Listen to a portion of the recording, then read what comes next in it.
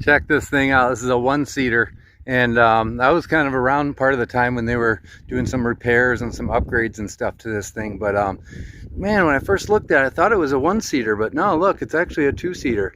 But look at the rustic, you know, just kind of like crude welds and everything else.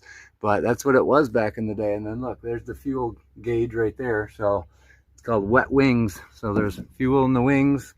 And then I think there's a little fuel cell right up in front here too, the original one.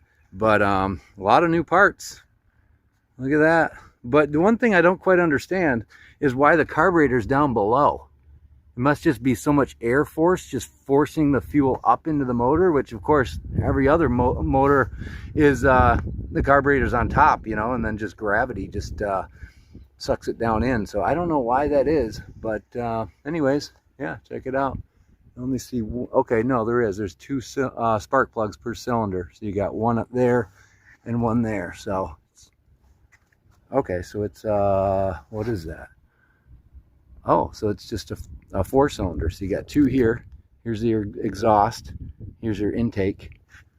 Looks like he's got new distributor, which they call it something different on a airplane. I can't remember what they call it, coil packs or something like that.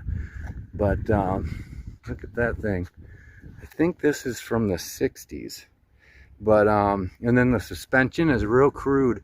It's, if you look underneath those covers right there, it's just like a bunch of super heavy duty bungee cords. That's the suspension of it when it comes down and hits the ground. But anyways, pretty neat plane.